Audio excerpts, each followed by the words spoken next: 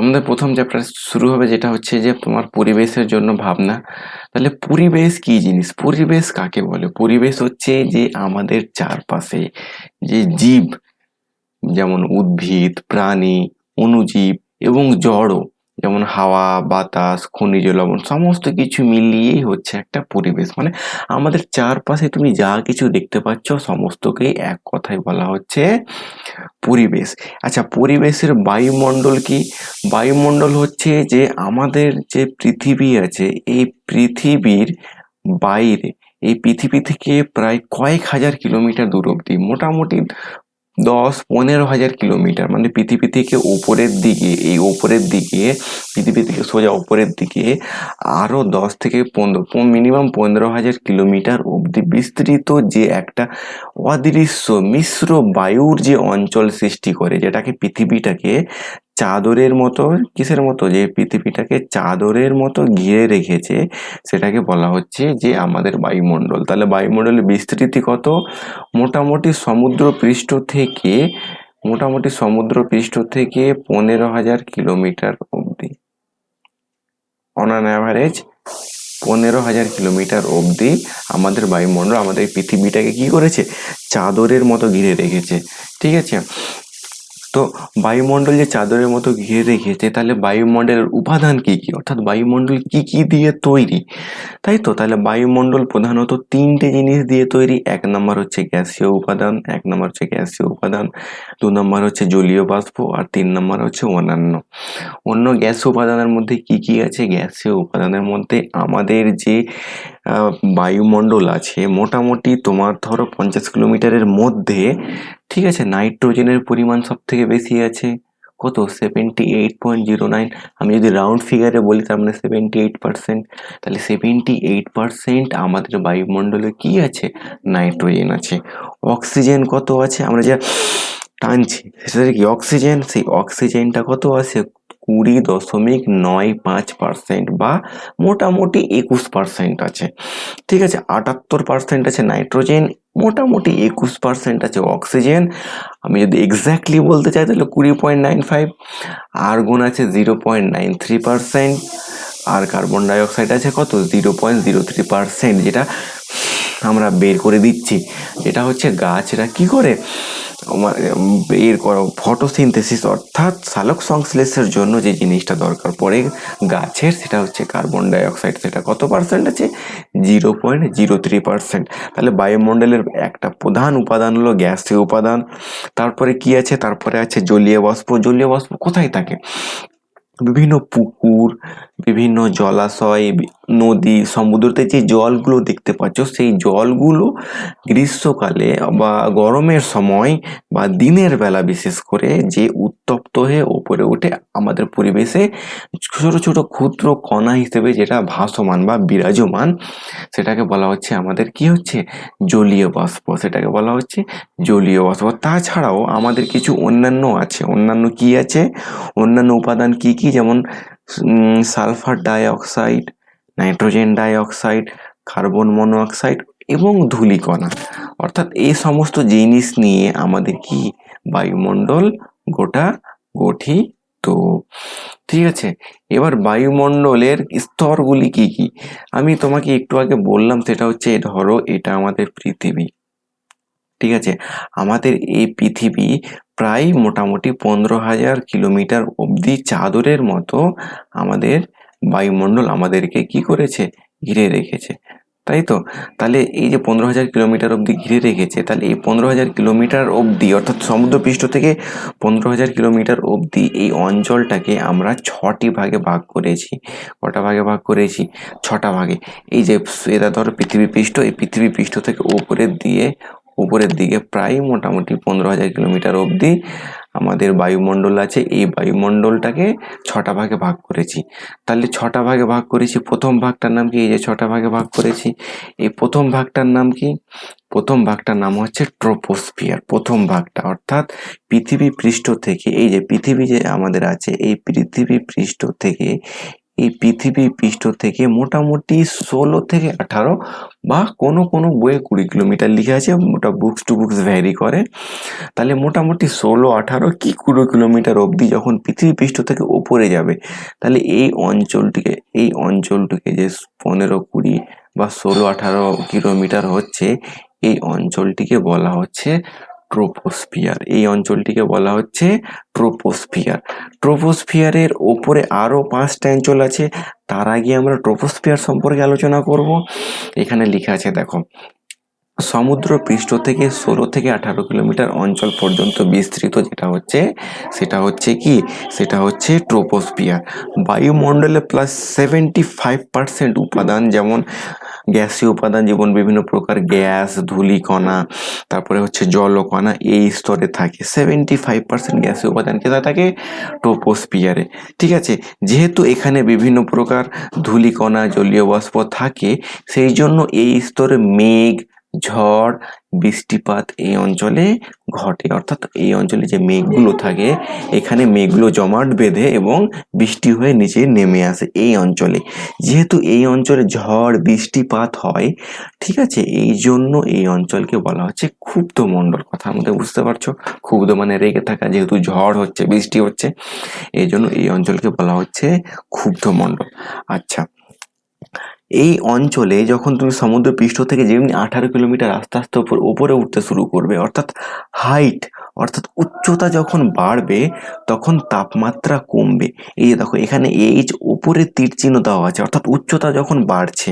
আমি সব জায়গায় এই নোটেশনটা ইউজ করব, তুমি দেখে বুঝে নেবে। যদি তীর চিহ্ন উপরে দেওয়া থাকে, তার মানে তুমি ভেবে নেবে যে বাড়ছে, আর তীর চিহ্ন যখন নিচে দেওয়া থাকবে, তখন তুমি ভেবে নেবে কি, যে ওটা কমছে।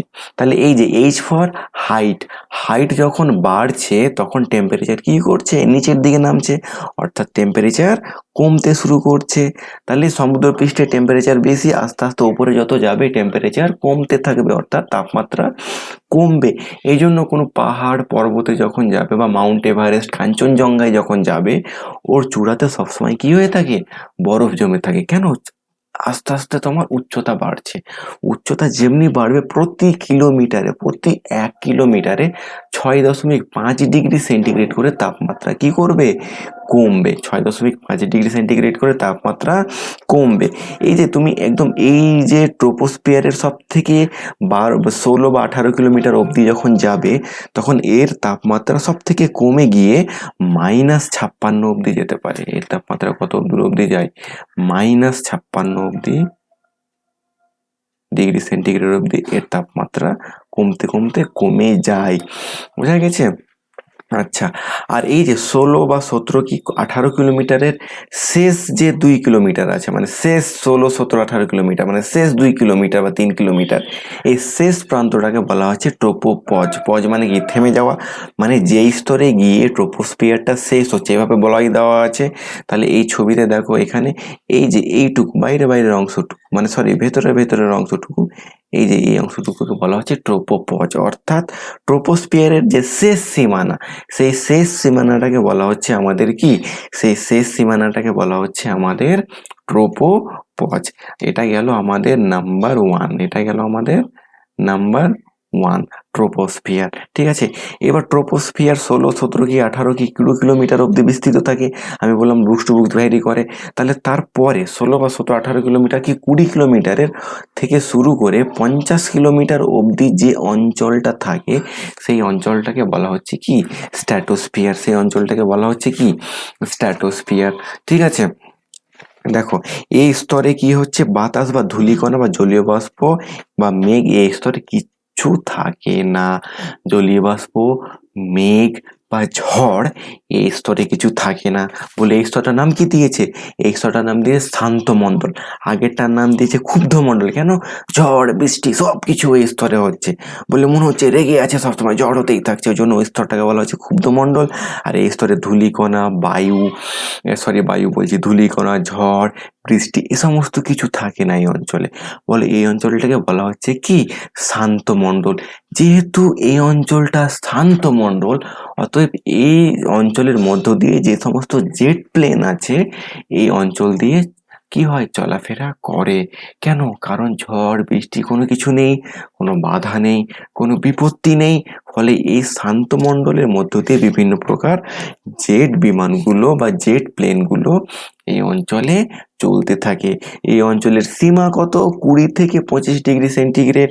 আচ্ছা, উচ্চতা যখন বাড়বে অর্থাৎ ট্রপোস্ফিয়ার যেখানে শেষ হচ্ছে সেই 20 থেকে 50 কিলোমিটার মধ্যে অবস্থিত। এখানে হাইট যত বাড়বে, উচ্চতা যত বাড়বে, এর টেম্পারেচার অর্থাৎ তাপমাত্রা তত বেশি করে বাড়তে শুরু করবে।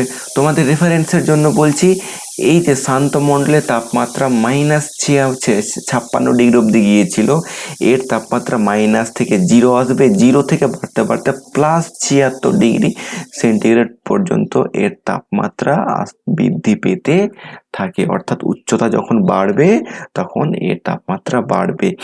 এর যে শেষ সীমানা স্ট্র্যাটোস্ফিয়ারের যে শেষ সীমানা, এটাকে বলা হচ্ছে কি? স্ট্র্যাটোপোজ। ঠিক আছে। আচ্ছা, এর যে 20 থেকে স্ট্র্যাটোস্ফিয়ারের মধ্যে আরেকটা তোমার স্তর আছে, যেটা হচ্ছে 20 থেকে 30 অব্দি। এই যে এর মধ্যে যে 20 থেকে 30 অব্দি স্ট্র্যাটোস্ফিয়ারের সীমানা হচ্ছে তোমার 20 থেকে 50। তার মধ্যে 20 থেকে 30-এর মধ্যে যে স্তরটা আছে সেটার নাম, স্পেশাল নাম দেওয়া হয়েছে, যেটার নাম হচ্ছে ওজোনোস্ফিয়ার। এর রেঞ্জ অর্থাৎ স্তরের দূরত্ব কতটা? 20 থেকে 30 কিলোমিটার। এখানে ওজোনোস্ফিয়ার নাম কেন দিয়েছে? এখানে ওজোন গ্যাসগুলো থাকে বা অতিবেগুনি রশ্মিগুলো এখানে থাকে। অতিবেগুনি রশ্মিগুলো কোথায় থাকে? এই স্ট্র্যাটোস্ফিয়ারের মধ্যে যে ওজোনোস্ফিয়ারটা আছে ওর মধ্যে এই অতিবেগুনি রশ্মিগুলো বা ওজোন গ্যাসগুলো আমাদের কি হয়? থাকে। ঠিক আছে, তাহলে 2 নম্বর গেল। তোমাকে পরীক্ষাতে কোশ্চেন আসবে। এই যে কোশ্চেন কিরকম কোশ্চেন আসে, যে জেট প্লেনগুলো কোনটা দিয়ে যায়, স্ট্র্যাটোস্ফিয়ার দিয়ে যায়, শান্তমণ্ডল কোনটাকে বলে, সেটাকে স্ট্র্যাটোস্ফিয়ারকে বলে, ওজোনোস্ফিয়ার কোথায় দেখা যায়, তোমাকে বলতে হবে স্ট্র্যাটোস্ফিয়ারে দেখা যায়। ঠিক আছে। তারপরে তোমার অতিবেগুনি রশ্মিগুলো কোথায় থাকে? স্ট্র্যাটোস্ফিয়ার থেকে শুরু হয়, স্ট্র্যাটোস্ফিয়ারের উপরে অবধি তোমার থাকে। ঠিক আছে। আচ্ছা, 3 নম্বর পয়েন্ট কি? 3 নম্বর পয়েন্ট হচ্ছে মেসোস্ফিয়ার কি? 50 থেকে 20 কিলোমিটার, 80 কিলোমিটার। তার মানে কি, স্ট্র্যাটোস্ফিয়ারের যে শেষ সীমানা স্ট্র্যাটোপোজ, তার থেকে 80 কিলোমিটার অবধি যে সীমানাটা আছে সেই সীমানাটাকে আমরা বলা হচ্ছে যে মেসোস্ফিয়ার। কি বলা হচ্ছে? মেসোস্ফিয়ার। এই অঞ্চলে কি হয়? এই অঞ্চলে উচ্চতা বৃদ্ধির সাথে সাথে তাপমাত্রা কমতে থাকে। এই অঞ্চলে উচ্চতা বৃদ্ধির সাথে সাথে তাপমাত্রা কি হতে থাকে? কমতে থাকে। ফর ইওর কাইন্ড রেফারেন্স আমি তোমাকে বলছি যে এই স্তরে যে তাপমাত্রা কমতে কমতে -93 ডিগ্রি সেন্টিগ্রেড অবধি কমে যেতে থাকে। বোঝা গেছে? আচ্ছা, 4 নম্বর স্তর কি? 4 নম্বর স্তর হচ্ছে থার্মোস্ফিয়ার। থার্মোস্ফিয়ার কি? মেসোস্ফিয়ারের ওপরে 80 থেকে 500 কিলোমিটার অবধি অঞ্চলটাকে বলা হচ্ছে থার্মোস্ফিয়ার।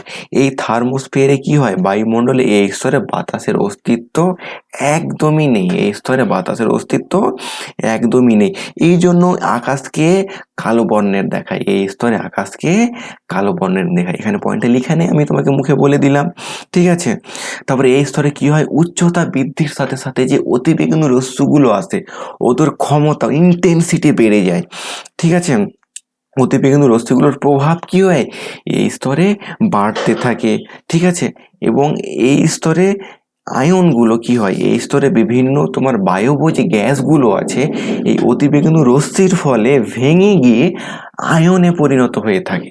প্লাসে বা মাইনাসে যে সমস্ত গ্যাসগুলো এখানে থাকে, পজিটিভ এবং নেগেটিভ, ধনাত্মক আয়ন এবং ঋণাত্মক আয়নে ভেঙে থাকে। ঠিক আছে। যেহেতু আয়নে ভেঙে থাকে ওই জন্য এর অপর নাম হচ্ছে আয়নোস্ফিয়ার। পরীক্ষাতে মাঝে মাঝে আসে দ্য আয়নোস্ফিয়ার। কোন অঞ্চলকে বলা হয়? থার্মোস্ফিয়ার বলা হয়।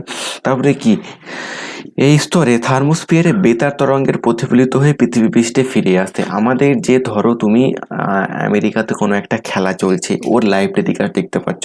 তাহলে ওর তরঙ্গ প্রথমে মহাকাশে পাঠানো হয়, মহাকাশ থেকে সেই তরঙ্গটা প্রতিফলিত হয়ে আমাদের ধরো ইন্ডিয়াতে আসছে বা পৃথিবীর অন্য কোনো দেশে যাচ্ছে। তাহলে প্রতিফলিত কোথায় গিয়ে প্রতিফলিত হয় সেই বেতার তরঙ্গটা? সেটা হচ্ছে থার্মোস্ফিয়ারে প্রতিফলিত হয়ে আসে। বা রেডিও যেগুলো চলে, সেই রেডিওর তরঙ্গগুলো যেখান থেকে ছাড়া হয় ওখান থেকে সোজা উপরে উঠে গিয়ে কোথায় যায়? তোমার থার্মোস্ফিয়ারে যায়। সেই থার্মোস্ফিয়ারে ব্যাক করে আবার তোমার আমার বাড়িতে যে রেডিও চলছে বা টিভি চলছে স্যাটেলাইটের মাধ্যমে সেই স্তরে এসে আমরা এই বেতার তরঙ্গগুলো আমাদের কাছে ফিরে আসে। এবং বেতার তরঙ্গ যে রিসিভার থাকে, টিভিতে এক ধরনের রিসিভার থাকে, রেডিওতে এক ধরনের রিসিভার থাকে, সেই রিসিভার ধরে আমরা তরঙ্গটাকে বিশ্লেষণ করে, সেই রিসিভার বিশ্লেষণ করে ওই ছবিটা তোমাকে দেখা দেয়। ঠিক আছে? এই অঞ্চলে মেরুজ্যোতি দেখা দেয়, পরীক্ষাতে মাঝে মাঝে আসে যে মেরুজ্যোতি কোন অঞ্চলে দেখা দেয়। তা তোমাকে যদি বলা মেরুজ্যোতি কোন অঞ্চলে দেখা দেয়, তাহলে তুমি কি বলবে? তোমাকে বলতে হবে থার্মোস্ফিয়ারে মেরুজ্যোতি দেখা দেয়। ঠিক আছে? তাহলে এখানকার কোশ্চেনগুলো খুব ইম্পর্টেন্ট। আচ্ছা, এখানকার উচ্চতা বৃদ্ধির সাথে সাথে উষ্ণতা বৃদ্ধি পায়, টেম্পারেচার বৃদ্ধি পায়। উচ্চতা বৃদ্ধির সাথে সাথে কি হয়? উষ্ণতা এর বৃদ্ধি পায়। এর তাপমাত্রা কত যায়? এর তাপমাত্রা তোমার রেফারেন্সের জন্য তোমাকে আমি বলে দিচ্ছি, এর তাপমাত্রা প্রায় 1250 ডিগ্রি সেন্টিগ্রেড অব্দি থেকে যায়।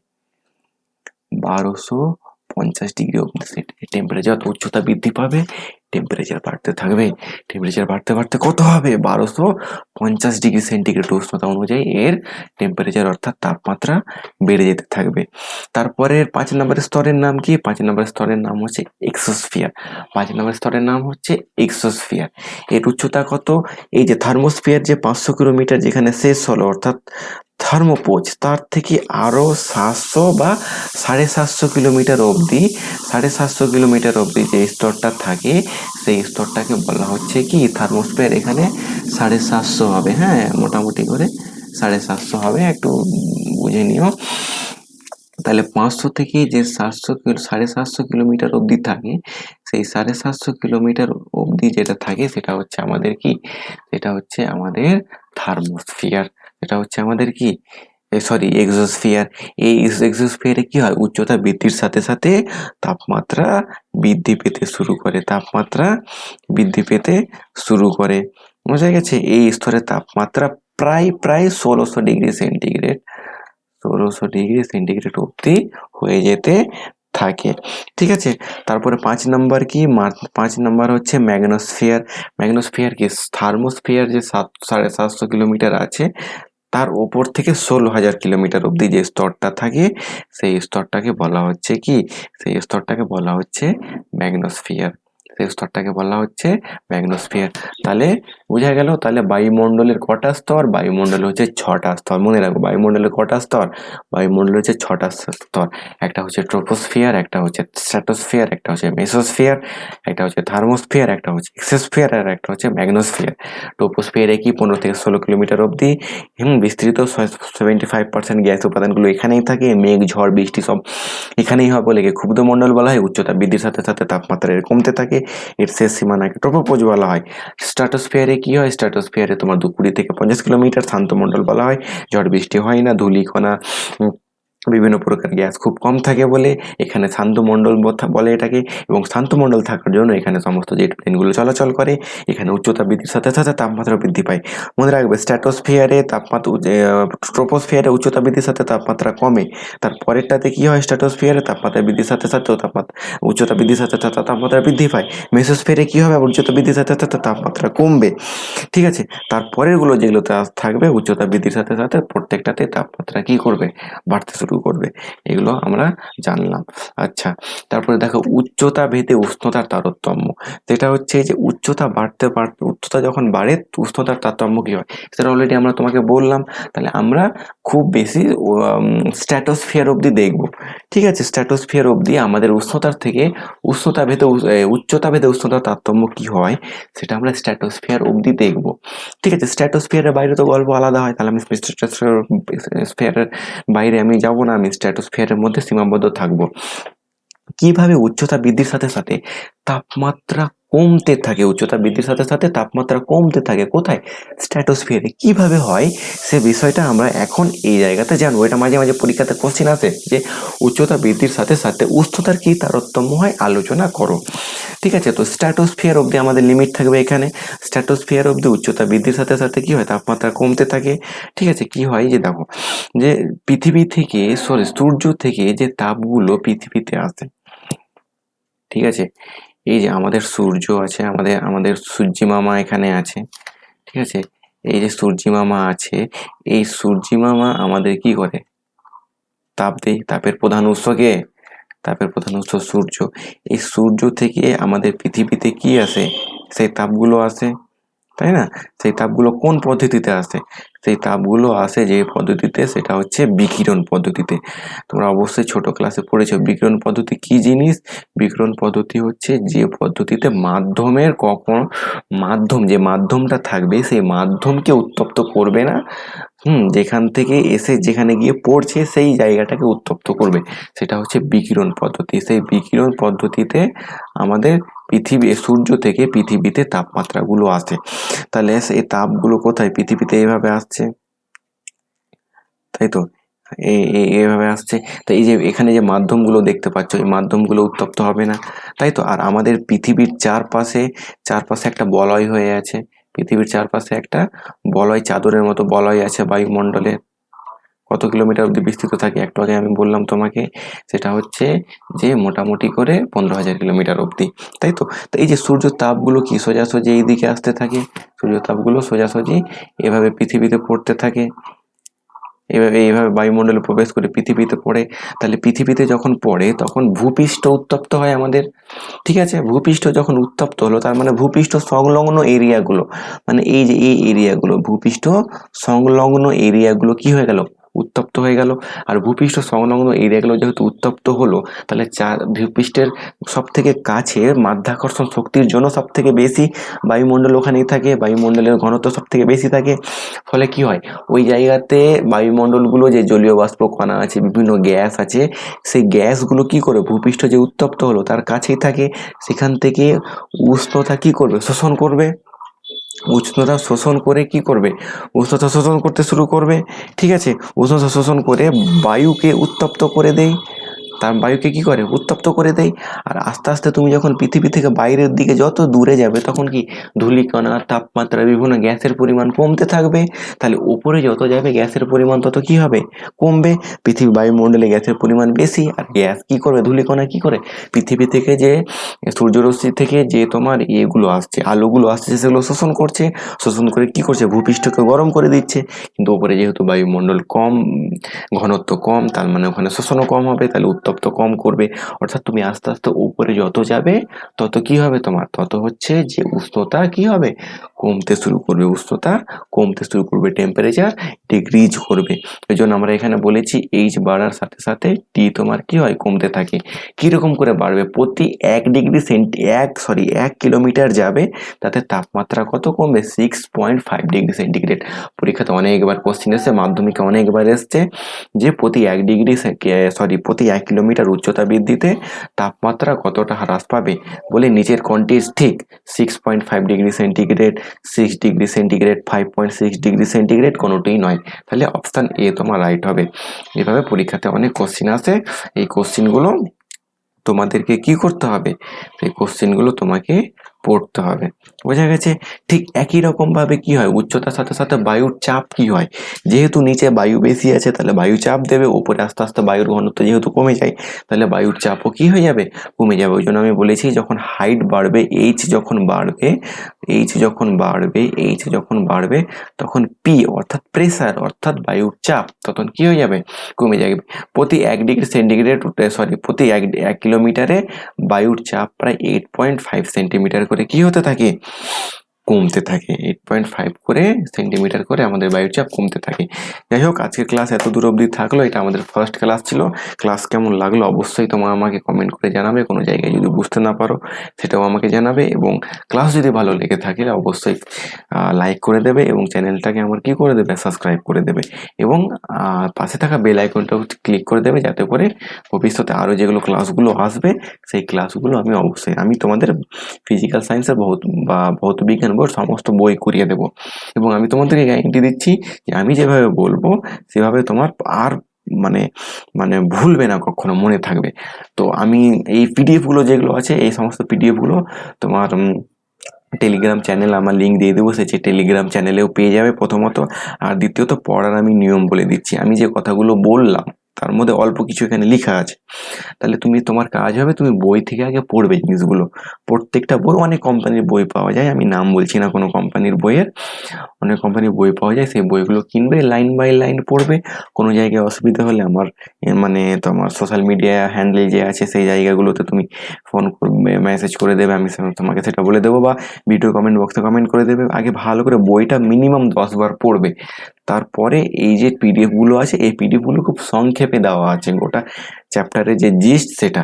তাহলে এটা আজকে ফার্স্ট ক্লাস, পরে দিন আমরা প্রচলন স্রোত পড়বো, ওজন স্তর পড়বো, এবং তোমাদের সিলেবাসে যা যা আছে বাকিগুলো সব পড়বো। তো আজকে এত দূর অবধি থাকো, সবাই ভালো থেকো, সুস্থ থেকো, এবং পরের ক্লাসে দেখা হচ্ছে সবাই।